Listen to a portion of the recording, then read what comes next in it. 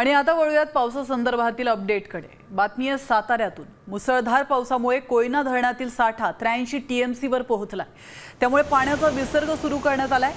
कोयनेसह धोम, उरमोडी आणि कन्हेर धरणांमधूनही पाणी सोडण्यात येत आहे।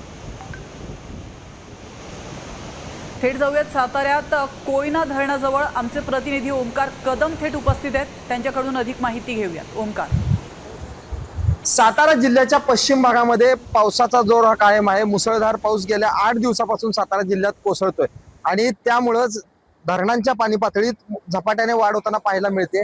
आपण आता उभे आहोत, हा उरमोडी धरणाचा परिसर आहे। आपण आता पाहतो की या उरमोडी धरणाच्या 4 दरवाजांपैकी 2 दरवाजांमधून पाण्याचा विसर्ग सुरू करण्यात आलेला आहे। एकूणच पावसाची आकडेवारी जास्त असल्यामुळे हा विसर्ग पाणी पातळी नियंत्रित करण्यासाठी सुरू करण्यात आलेला आहे। त्याच पद्धतीनं धोम असेल, कन्हेर धरण असेल, या दोन्ही धरणातून पाण्याचा विसर्ग सुरू केलाय।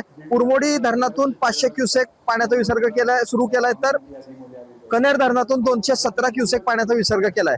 24 तासामध्ये कोयना येथे आतापर्यंत 88 मिलीमीटर एवढ्या पावसाची नोंद झाली। त्याच पद्धतीने नौजा, जो की सर्वात मोठा जास्त पाऊस पडणारा परिसर समजला जातो, तिथं आतापर्यंत 100 मिलीमीटर पावसाची नोंद झालेली आहे। कोयना जे धरण आहे, महाराष्ट्राचे आपण भाग्यलक्ष्मी म्हणून ओळखलं जातं, त्या धरणात आतापर्यंत 83 टीएमसी एवढा पाणीसाठा झालेला आहे।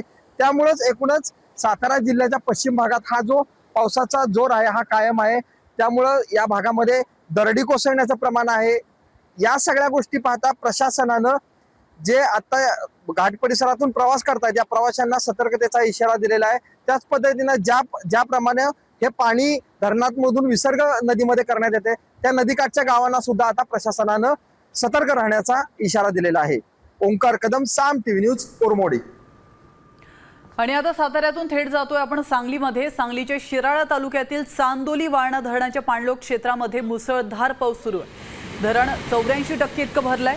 त्यामुळे धरणातून 6900 क्युसेक पाण्याचा विसर्ग सुरू आहे। पावसाचा जोर कायम राहिल्यास विसर्ग वाढवण्याची शक्यता असल्याने वारणा नदीकाठच्या नागरिकांना सतर्कतेचा इशारा देण्यात आला।